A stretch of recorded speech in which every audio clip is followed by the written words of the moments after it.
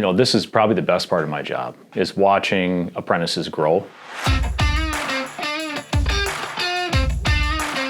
Being I get to see them for 5 years, I'll watch an apprentice come in with little to no experience, and throughout those 4 to 5 years turn into very competent journey workers. I've watched many of them get married. I've watched many of them purchase homes. I've watched some of those people turn into foremen and supervisors and even business owners who have now sent apprentices back to go through the program. I'd say it's added value to my life because I feel like I'm part of something bigger than myself. I'm helping to change people's lives.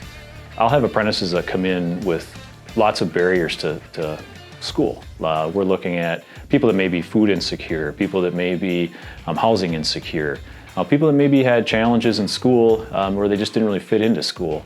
And I watch these individuals go from those, break through those challenges, become professionals in their field. And I think that being around that has made me a better person. Just to see that transformation in people, it's very empowering. It makes me want to do my job. It makes me want to come back. It takes the work out of work, if that's a good way to say it. I love my job because I get to do that sort of thing.